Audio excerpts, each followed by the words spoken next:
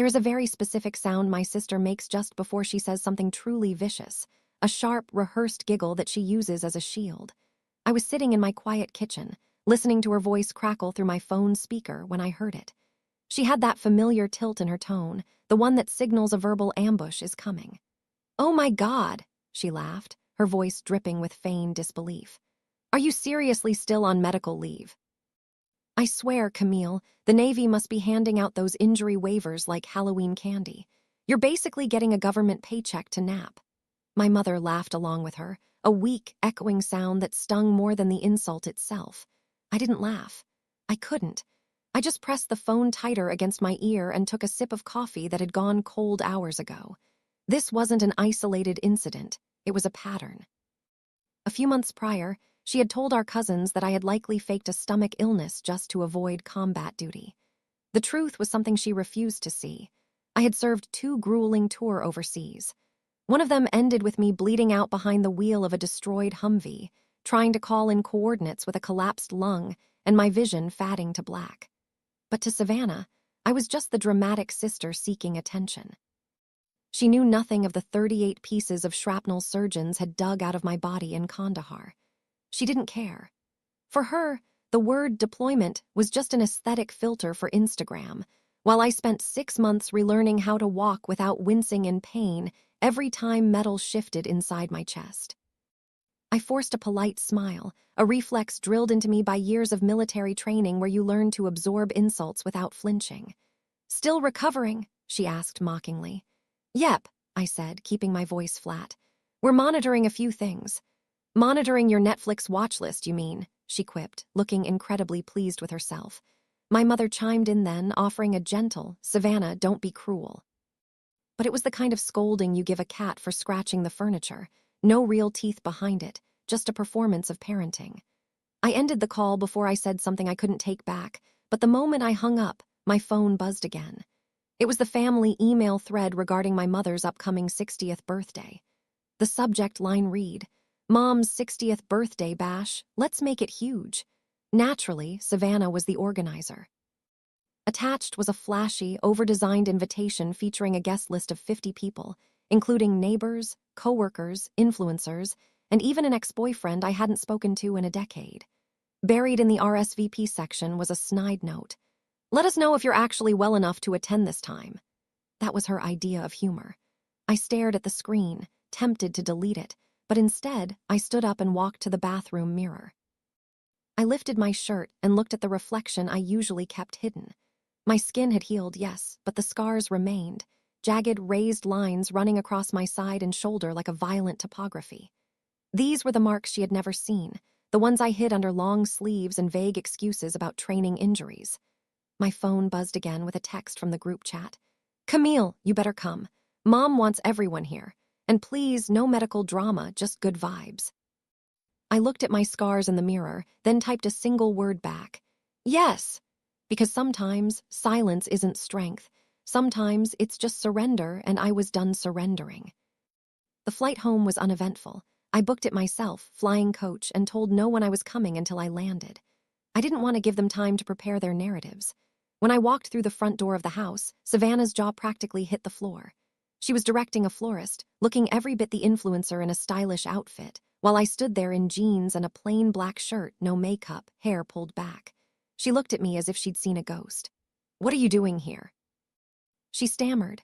"Didn't you invite me?" I asked calmly. "Or was that part of the joke?" She quickly recovered, plastering on a fake, bright smile and giving me a hug that felt as hollow as her personality.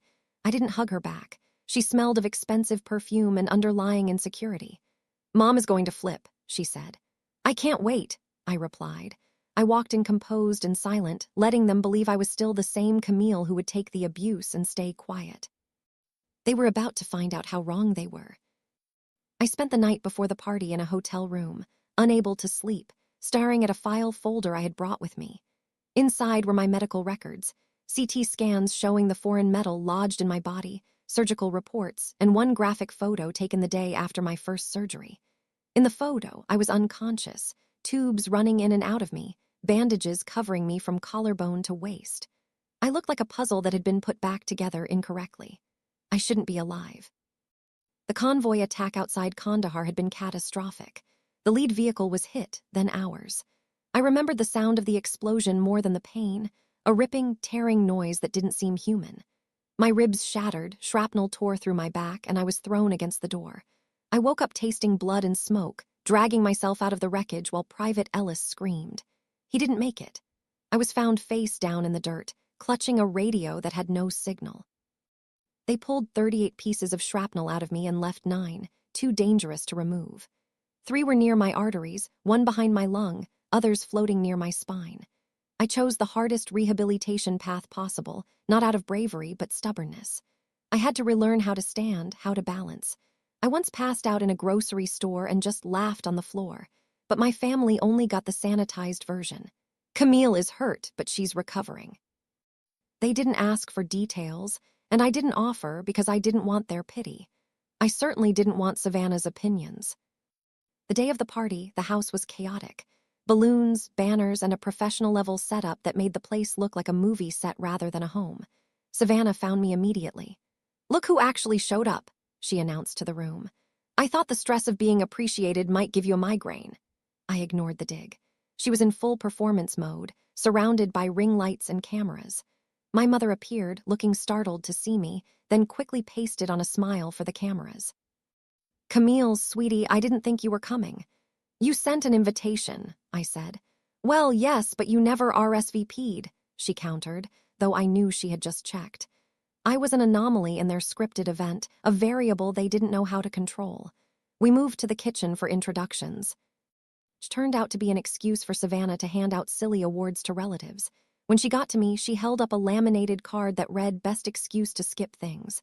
The room laughed, except for my Uncle Ben, who looked at her with disgust. I handed the card back without a word. "Oh, come on," she pressed. "You have to admit you have the best excuses. I can't lift that. I can't walk there. The Navy needs me to fill out paperwork." The room laughed again. I turned to my mother. "Are you okay with this?" My mother blinked, confused. "It's just playful, Camille. Don't be so serious." I took a breath that felt like inhaling broken glass. "I was blown off the side of a military vehicle," I said, my voice low but cutting through the noise. "I spent 7 months learning how to stand again. I have pieces of metal still inside me and a lung that works at 80% capacity. Forgive me if I don't find a laminated card funny." The room went dead silent. Savannah's face flushed red. She opened her mouth, but nothing came out. I walked out to the patio, needing to escape the suffocating atmosphere. I sat on a bench at the edge of the garden, my phone in my hand, hovering over the photo of my scars. I wanted to show them to force them to see the reality, but I knew showing it now would just be for their entertainment. Uncle Ben found me there and handed me a crumpled piece of paper. It was a list of talking points Savannah had prepared for the party. Bullet point 4 read, "Roast Camille a little, keep it light." Ben asked if I wanted him to say something. "No," I said, standing up and brushing off my clothes. "Not yet." I walked back inside, the sliding door sealing behind me like an airlock. I didn't make a scene, I just grabbed a glass of water and stood there. Savannah, ever the performer, tried to recover the mood. "Okay, everyone, let's reset. Too serious in here. It's a party, not a therapy session." Then she crossed a line she couldn't uncross. She connected her phone to the speaker and played an audio clip. It was an old voicemail I had left years ago, shortly after the explosion. My voice was weak, slurred and rasping, filled with pain and medication. "Hey, it's me, just wanted to say I'm okay. I think, tell Mom I'm okay." Savannah had saved this moment of absolute vulnerability and edited it into a loop. "Remember when you left me this?" she laughed. "I thought you were being dramatic, Oscar-worthy dramatic." A few people chuckled nervously. That was when I set my glass down. I didn't slam it, I placed it down with deliberate precision. "I didn't send that voicemail to you," I said. "Well, Mom forwarded it," Savannah said, waving her hand. "You know how she is." She wasn't on my call list. I wasn't important enough to be contacted in an emergency. "Okay, wow, sensitive much," she sneered. I took 2 steps toward her. "You took a message I left after being pulled out of a burning wreck when I didn't know if I had a working lung and you turned it into a punchline." "It's a joke, Camille," she said, her smile tightening. "You have to stop acting like you're the only one who gets to tell stories." "This isn't a story," I said. "It's my life." She rolled her eyes. "God, you are so exhausting." "Not as exhausting as defending my existence to someone who thinks empathy is optional," I replied. Maybe if you were honest about what's wrong with you, people wouldn't think you're faking it, she shot back. That was the moment I snapped. I reached for the zipper of my jacket and pulled it down. I didn't rush. I pulled the collar of my shirt aside, exposing the thick, jagged scar that ran from my collarbone down my shoulder and across my back. It was red, raised, and undeniable. The room froze. Guests looked away in shame or stared in horror. Savannah went silent for the first time all day. I rolled up my sleeve, showing the smaller, staple-like scars on my arm. "These aren't from yoga," I said, my voice steady. "These aren't paperwork injuries. They are from the door panel of a Humvee that exploded. And no matter how funny you think that is, they don't wash off." She tried to speak, but I cut her off. "You want to mock my recovery? You want to make fun of me for not dancing or not being the happy, healthy sister? Fine, but do it with the full context. Do it after you've seen what lies underneath the clothes you judge me for." No one moved. My mother stood by the fireplace, pale as a sheet, finally realizing that she had spent years protecting the wrong daughter.